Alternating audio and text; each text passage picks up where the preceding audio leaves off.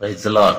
ప్రియమైన సహోదరి సహోదరులారా, మీ అందరికీ ప్రభు పేట వందనాలు తెలియజేస్తున్నాను. దేవుని వాక్యము ధ్యానం చేసుకుందాం. బైబిల్ గ్రంథాన్ని మనం ప్రతిరోజు చదవాలి. చదివి తెలియని విషయాలు ప్రతిరోజు తెలుసుకుంటానికి ప్రయత్నం చేయాలి. తెలుసుకోకుండా నాకెందుకు వచ్చిందిలే అనే ఎవరు కూడా నిర్లక్ష్యంగా ఉండకూడదు. తెలుసుకోవటం వల్ల దేవుని గురించినటువంటి విశేష జ్ఞానాన్ని మనం సంపాదించుకుంటాం. చాలామంది లోకంలో జ్ఞానం ఎత్తుకుంటూ లోక సంబంధ జ్ఞానాన్ని సంపాదించుకుంటూ ఉంటారు. కానీ దేవుని బిడ్డలైన మనము ఆత్మ సంబంధంగా దేవుని జ్ఞానాన్ని సంపాదించుకుని అనేక మందికి దేవుని వాక్యాన్ని మనం ప్రకటన చేయవలసిన వారమే ఉన్నాం. ప్రియమైన వారులారా, ఇద్దరి ముందు ఒక విషయాన్ని ధ్యానం చేసుకుందాం. మనము లూకా సువార్త 1వ అధ్యాయము 5వ వచనం చదివితే, యోదయ దేశపు రాజైన హేరోదు దినముల్లో అబియా తరగతిలోనున్న జకరియను ఒక యాజకుడు ఉండెను. అబియా తరగతిలోనున్న జకరియను ఒక యాజకుడు. అలాగే లోక 1:8 చూస్తే, జకరియా తన తరగతి క్రమం చొప్పున దేవుని ఎదుట యాజక ధర్మం జరిగించుచున్నాడు. ఇక్కడ తన తరగతి అనే మాటను మనం ధ్యానం చేస్తున్నప్పుడు ఏమిటి తరగతులు అని పరిశీలన చేసుకున్నప్పుడు మనము పాత నిబంధన ఓల్డ్ టెస్టిమెంట్, యూదులు తనకు అంటారు కదా, ఈ ఓల్డ్ టెస్టిమెంట్లో మొదటి దినవృత్తాంతాలు 24వ అధ్యాయము 7వ వచనం కానించి మనము 18వ వచనాన్ని వరకు చూసుకుంటే, ప్రియమైన సహోదరి సహోదరులారా, 24 తరగతుల యొక్క వ్యక్తుల పేర్లు కనబడతాయి. ఎవరు వీరు అని అంటే, దేవుని యొక్క సన్నిధిలో సేవ చేయటానికి దావీదు ఈ యొక్క 24 యొక్క తరగతులుగా విభజించాడు. ఇప్పుడు మనం చదువుకుంటుంది జకరియా తరగతి. జకరియా తరగతి చూసుకుంటే, ప్రియమైన సహోదరి సహోదరులారా, 10వ వచనం చూసుకుంటే 7వది హగోజునకును 8వది అబియాకును. ఈ తరగతి ఎన్నో తరగతి జకర్యాదంటే 8వ తరగతి అని వ్రాయబడింది.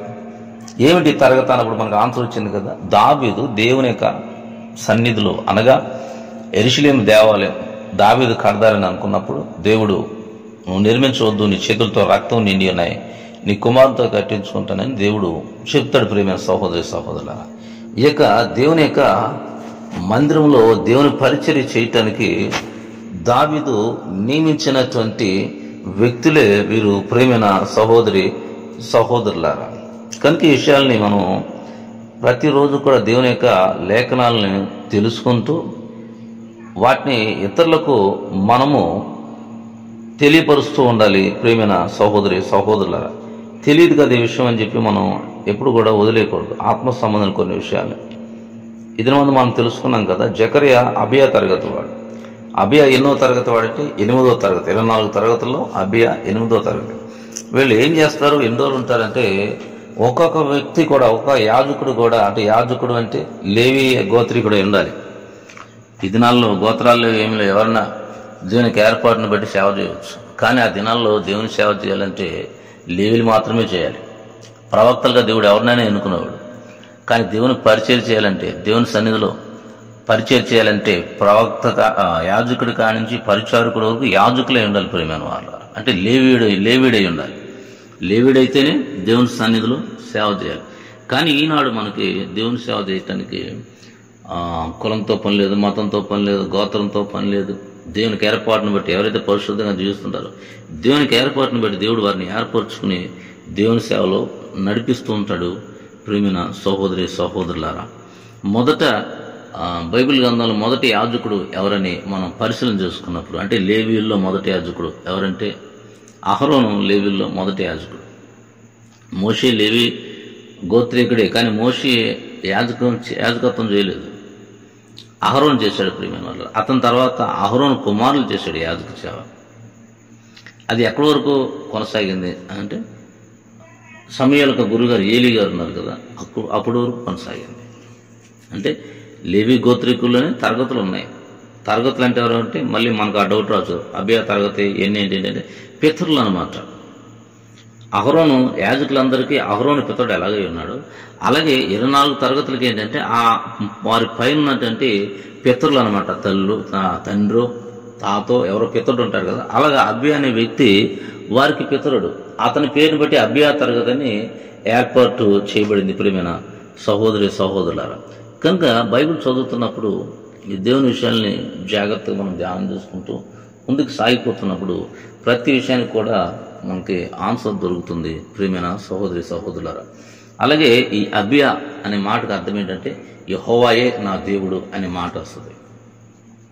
యెహోవాయే నా దేవుడు అనే మాట అర్థం వస్తుంది. ప్రియమైన సహోదరి సహోదరులారా, ఇలా చాలా విషయాలు, తెలియని విషయాలు మనం తెలుసుకుంటూ ఆత్మ సంబంధంగా ప్రతిరోజు బలపడుతుండాలి.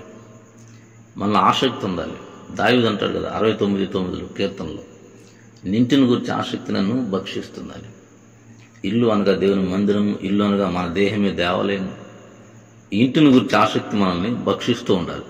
ఏంటి భక్షిస్తాం అని ధ్యానం చేసుకున్నప్పుడు ఆత్మ సంబంధంగా మనం ఎలా నిర్మించబడాలి, ఆత్మ సంబంధంగా ఎలా ఎదగాలి, ఆత్మ సంబంధంగా దేవుని సన్నిధిలో నేను కూడా ఒక పాత్రగా ఎలా వాడబడాలి, ఈ విషయాల గురించి ఎక్కువ ధ్యానం చేయాలి. ఆ దినాల్లో దావీదు దేవుని మందిరం కట్టాలని ఉంది. అదే సందర్భంలో తను తాను దేవునిలో నిర్మించుకోవాలనుకునేవాడు. ఈనాటి దినాల్లో మనల్ని మనం నిర్మించుకోవాలి. అలాగే దేవుని యొక్క సన్నిధిలో పరిచర్లో సహకారులుగా ఉండాలి. దేవుని పరిచర్లు దేవుడు నీకు ఇచ్చిన భారం కొద్ది, నీకు ఇచ్చిన బాధ్యత కొద్ది పరిచయం చేస్తూ ఉండాలి అనుదినం. ఆ రీతిగా చేస్తున్నప్పుడు దేవుడు నీ జీవితంలో గొప్ప కార్యాలు చేసి నిన్ను కూడా ఒక దినాన తన సేవలో బలపరిచి వాడుకుంటాడు. కనుక దీని ముందు మనం తెలుసుకున్న విషయం ఏంటంటే అబియా తరగతి అంటే ఏంటో తెలుసుకున్నాం. ఏంటంటే దావీదు 24 తరగతులు నియమించాడు దేవుని సన్నిధిలో సేవ చేయడానికి. అందులో అబియా తరగతి 8వ తరగతి, అంటే 8వ సంఖ్య అన్నమాట. ఆ క్రమంలో నుంచి వచ్చిన వ్యక్తి, అబియా తరగతి నుంచి వచ్చిన వ్యక్తి జకర్యా. ఇది ఈ లేఖనాల సారాంశం. కనుక మరొకసారి మరొక విషయంతో ముందుకు మనం వెళ్దాం. దేవుడి విషయాల్ని దీవించును గాక. ఆమేన్. పరిశుద్ధ జీవాధిపతి, మీకు వందనాలు, స్తోత్రాలు తెలియజేస్తున్నాం. మాతో అనేక విషయాలు ప్రతిరోజు మాట్లాడుతున్న దేవుడు, ఎదురు మందు కూడా ఒక విషయాన్ని గురించి మాతో మాట్లాడుకున్నారు.